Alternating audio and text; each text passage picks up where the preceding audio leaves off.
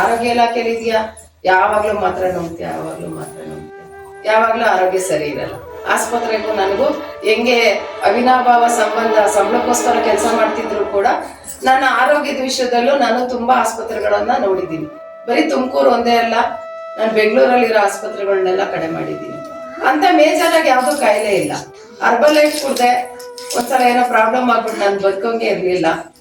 ಅಂತ ಟೈಮಲ್ಲಿ ಹಿಂಗೆ ಯಾರ್ಯಾರು ಏನೇನ್ ಹೇಳ್ತಾರೋ ಮಾಡೋದು, ಅದೆಲ್ಲ ಅನುಭವಿಸೋದು, ಹೋಗೋದು, ಇದೇ ತರ ಮಾಡ್ತಾ ಇದ್ದೆ.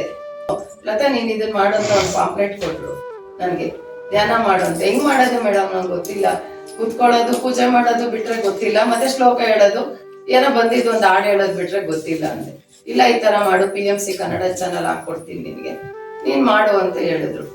ಆದ್ರೂ ಕೂತ್ಕೊಂಡು ನೋಡ್ದೆ ಯಾಕೋ ನನಗೆ ಸರಿ ಆಗ್ಲಿಲ್ಲ. ಯಾಕಂದ್ರೆ ಓಡಾಡ ಅಭ್ಯಾಸ, ಆಸ್ಪತ್ರೆಗೆ ನಮ್ಗೆ ಕೂತ್ಕೊಂಡ್ ಅಭ್ಯಾಸ ಇಲ್ಲ, ಕೂತ್ಕೊಳಕ್ಕೆ ಆಗ್ತಿಲ್ಲ. 10 ನಿಮಿಷ ಅಯ್ಯೋ ಒಳ್ಳೆ ಕತೆ ಆಯ್ತಲ್ಲ ಮೇಡಮ್ ಹೇಳ್ಬಿಟ್ರು, ಹೆಂಗಪ್ಪ ಕೂತ್ಕೊಳ್ಳಕ್ಕೆ ಸಾಹಸ ಮಾಡಿದೀನಿ 1 ತಿಂಗಳಾನ್ಗಟ್ಲೆ. ನಾನು ಕೂತ್ಕೊಳಕ್ಕೆ ಆಗ್ತಿಲ್ಲ. 1 ಗಂಟೆ 10 ನಿಮಿಷ ಆದ್ರೆ ಕಂಡ್ಬಿಡೋಣ ಅನ್ಸ್ತಾ ಇದ್ದೆ. ಇವ್ರು ಕಂಡ್ಬಿಡ್ಬೇಡ 40 ನಿಮಿಷ ಆದ್ರೂ ಮಾಡು ಅಂತ ಇವ್ರು ಹೇಳ್ತಾರೆ. ಓ ಇದು ಸರಿಯಾಗಲ್ಲ ಅಂತ ನಾನೇನ್ ಮಾಡಿದೆ, ಯಾರ್ಯಾರ ಧ್ಯಾನಿಗಳು ಯಾರ್ಯಾರ ಮನೆಯಲ್ಲಿ ರೂಢಿ ಮಾಡ್ಕೊಳಕ್ಕೋಸ್ಕರ, ಧ್ಯಾನಿಗಳ ಮನೆಗಳಲ್ಲಿ ಯಾರ್ಯಾರ ಮನೇಲಿ ಈ ತರ ಮನೆ ಧ್ಯಾನ ಮಾಡ್ತಾರೆ ಅವ್ರ ಮನೆಗಳಿಗೆಲ್ಲ ಸಮಯ ಇದ್ದಾಗೆಲ್ಲ ಹೋಗೋದು, ಭಾನುವಾರ ಅಂದ್ರೆ. ಮತ್ತೆ ವೆಜಿಟೇರಿಯನ್ ರ್ಯಾಲಿಗೆ ಹೋಗೋದು, ಅಲ್ಲಿ ಎಲ್ಲಾ ಧ್ಯಾನಿಗಳು ಹೇಳ್ದಂತ ಅನುಭವದ ಮಾತುಗಳನ್ನ ಕೇಳ್ಕೊಳ್ಳೋದು. ಮತ್ತೆ ಅಲ್ಲಿ ಕೂತ್ಕೊಂಡಾಗ, ಸಾಮೂಹಿಕವಾಗಿ ಕೂತ್ಕೊಂಡಾಗ ಏನಾಗುತ್ತೆ, ನಮ್ಗೆ ಎದ್ದೇಳ್ಬೇಕು ಅಂತ ಮನ್ಸು ಬರಲ್ಲ. ಯಾಕಂದ್ರೆ ನಮ್ಗೆ ಯಾವ್ದು ಬೇರೆ ಥಾಟ್ಸೇ ಬರಲ್ಲ. ಹಂಗಾಗಿ ಏನಾಯ್ತು, ನನ್ಗೆ ಇವಾಗ ರೂಢಿ ಆಯ್ತು ಇದು. ಆಮೇಲಿಂದ ನಾನು ಇವಾಗ ಧ್ಯಾನ ಮಾಡದೆ ಹೋದ್ರೆ ಏನೋ ಒಂಥರ ನನ್ಗೆ. ಬಟ್ ಯಾವ ಟೈಮಲ್ಲಾದ್ರೂ ಕೂತ್ಕೊಂಡು ಮಾಡ್ತೀನಿ. ನಂಗೆ ಯಾವಾಗ ಟೈಮ್ ಇರುತ್ತೆ, ಬೆಳಗ್ಗೆ ಸಾಯಂಕಾಲ ಅಂತ ಏನಿಲ್ಲ, ಯಾವಾಗಂದ್ರೆ ಅವಾಗ ಮಾಡ್ತೀನಿ. ಮಾಡ್ದಾಗಿಂದ ನನ್ಗೆ ಸಣ್ಣ ಪುಟ್ಟ ಏನಾದ್ರು ನೆಗಡಿ, ಕೆಮ್ಮು, ಜ್ವರ ಆತರ ಬರುತ್ತೆ, ಒಂದು ಸಣ್ಣ ಪುಟ್ಟ ಏನಾದ್ರು ತಗೊಳ್ತೀವಿ, ಅಷ್ಟು ಬಿಟ್ರೆ ಬೇರೆ ಹಾಸ್ಪಿಟ್ಲಿಗೆ ಹೋಗಿ ಅಡ್ಮಿಟ್ ಆಗಿಲ್ಲ ನಾನು. ಯಾವ್ದು ಹಾಸ್ಪಿಟ್ಲಿಗೆ ಹೋಗಿ ಮತ್ತು ಅಡ್ಮಿಟ್ ಆಗ್ತಿದ್ದಿದ್ದೆ ಕೆಲಸ. ರಾತ್ರಿ ಇವತ್ತು 1 ವಾರ ಚೆನ್ನಾಗಿದ್ದೀನಿ ಅಂದ್ರೆ 15 ದಿವಸ ಬಿಟ್ಟು ಹೋಗಿ ಸಿದ್ಧಗಂಗಾ ಆಸ್ಪತ್ರೆಗೆ ಅಡ್ಮಿಟ್ ಆಗ್ತಾ ಇದ್ದೆ. ಯಾವಾಗ್ಲೂ ನನ್ನ ರಜೆಗಳೇ ಖಾಲಿ ಆಗ್ಬಿಟ್ಟಿದ್ವು. ಯಾಕಂದ್ರೆ ಆಸ್ಪತ್ರೆಗೆ ಹೋದಾಗೆಲ್ಲ ರಜೆ ಹಾಕ್ಬೇಕಲ್ಲ ನಾನು. ಆಮೇಲೆ ನಾನು ಇವಾಗ ತುಂಬಾ ಯಾವ್ದ್ರ ಬಗ್ಗೆನೋ ಯಾರ ಬಗ್ಗೆನೋ, ವೈಯಕ್ತಿಕ ಇರ್ಬೋದು, ಸಂಸಾರಿಕದಲ್ಲಿ ಇರ್ಬಹುದು, ಮಕ್ಕಳ ವಿಷಯ ಇರ್ಬೋದು, ತುಂಬಾ ಯತ್ನ ಮಾಡೋದು ಒಳ್ಳೇದು ಯಾವಾಗ್ಲೂ. ಆಮೇಲೆ ಮಾತಾಡ್ತಿದ್ರೆ ಸೂಯಿಸೈಡ್ ಅಟೆಂಪ್ಟ್ ಹೋಗೋದು. ಸೂಯಿಸೈಡ್ ಅಟೆಂಪ್ಟ್ ಯಾಕೆ ಬದುಕ್ಬೇಕು ಈ ಜೀವನ, ಸಂಬಳ ತಗೋತೀನಿ ಆದ್ರೆ ನೆಮ್ಮದಿ ಇಲ್ಲ, ಏನಕ್ಕೆ ಬೇಕಪ್ಪ ಈ ಜೀವನ, ಬರೀ ಅದೊಂದೇ ತಾಟ್ಸ್ ನಂಗೆ ಬರ್ತಾ ಇರ್ತಿತ್ತು.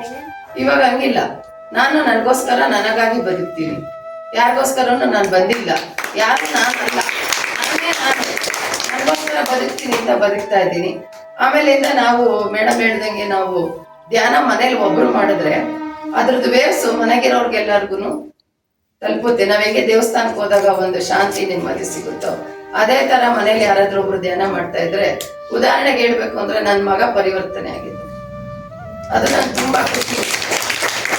ಮಾಡ್ತಾ ಇಲ್ಲ ಆದ್ರೂ ಕೂಡ ನಾವು ಮಾಡ್ತಾ ಇರೋದ್ರಿಂದ, ಪದೇ ಪದೇ ನಾವ್ ಹೇಳೋದ್ರಿಂದ, ನಾವು ಕೂತ್ಕೊಂಡು ಅವ್ನು ಮಲಗಿದ್ರೆ ನಾನು ಮಾಡ್ತಾ ಇರ್ತೀನಿ.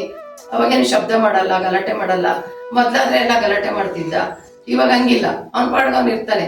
ಒಂದೊಂದ್ಸಲ ಅವ್ನಿಗೇನಾದ್ರು ಮೊಬೈಲ್ ನೋಡ್ಬೇಕು ಅಂದ್ರೆ, ಅಮ್ಮ ನೀನು ದಯವಿಟ್ಟು ರೂಮ್ಗೆ ಹೋಗಿ ಕೂತ್ಕೊಂಡ್ಬಿಡಮ್ಮ ಅಂತಾನೆ.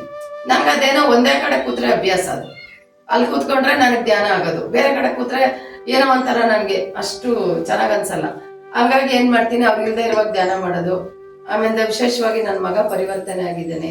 ಮತ್ತೆ ಈ ಮನೆ ಧ್ಯಾನ ಮಾಡೋಕ್ಕೂ ಕೂಡ ಯೋಗ ಬೇಕು ಅನ್ನೋದು ನಿಜವಾಗ್ಲೂ ಖಂಡಿತ ನನಗೆ ಅನಿತಾ ಮೇಡಮ್ ಇಂದ ಗೊತ್ತಾಯ್ತು. ನಾನು ಏನೇನೋ ಅನ್ಕೊಂಡಿದ್ದೆ, ದಯವಿಟ್ಟು ನಮ್ಮ ಮನೆ ಚಿಕ್ಕದು, ನಮ್ಮ ಮನೆ ಅಷ್ಟು ಪೇಂಟ್ ಮಾಡಿಲ್ಲ, ಏನೇನೋ ಹೆಂಗಪ್ಪ ಕರೆಯೋದು, ಹೆಂಗಪ್ಪ ಧ್ಯಾನಿಗಳಿಗೆ ಅವೆಲ್ಲ ಏನಾದ್ರು ಇದೆಯಾ ಮೇಡಮ್, ನೀವು ಧ್ಯಾನಿಯಾಗಿ ಈ ತರ ಮಾತಾಡ್ತಿರಲ್ಲ, ಹಂಗ್ ಮಾತಾಡ್ಬಾರ್ದು, ನೀವ್ ಹೆಂಗಿದ್ರೆ ಹಂಗೆ ಸಾಕು ಮಾಡಿ ಅಂತ ಹೇಳಿದ್ರು. ನಾನು ತುಂಬಾ ದಿವಸದಿಂದ ಮಾಡಿಸ್ಬೇಕು ಅನ್ಸಿದ್ರು ಎಲ್ಲೋ ಒಂದ್ ಕಡೆ ಇನ್ಫಾರ್ಮಿಟಿ ಇದಾಗ್ತಿತ್ತು ಮೊದ್ಲು. ಬಟ್ ಧ್ಯಾನಿನೇ ಅಲ್ಲದೆ ಹೋಗಿದ್ರೆ ನಾನು ಖಂಡಿತ ಮಾಡಿಸ್ತಿದ್ದೆ, ಗೊತ್ತಿಲ್ಲ. ಆಮೇಲಿಂದ ಧ್ಯಾನಿಗಳಾದ್ಮೇಲೆ ನಾವ್ ಎಲ್ಲದಕ್ಕೂ ಹೊಂದ್ಕೊಂಡು ಹೋಗ್ತೀವಿ, ಎಲ್ಲದಕ್ಕೂ ಅಡ್ಜಸ್ಟ್ ಆಗ್ತೀವಿ. ಇವಾಗ ಮೊದ್ಲಾದ್ರೆ ನಾವ್ ಹಂಗೆ ಇರ್ಬೇಕು, ಹಿಂಗೆ ಇರ್ಬೇಕು ಅಂತೆಲ್ಲ ಇರುತ್ತೆ. ನಾವೊಂದು ಮಾಡೋದು ಒಂದೇ ಒಂದು ಧ್ಯಾನ, ಅದರಿಂದ ಇಷ್ಟೊಂದು ಉಪಯೋಗ ಸಿಗುತ್ತೆ ಅಂತ ಗೊತ್ತಿರ್ಲಿಲ್ಲ.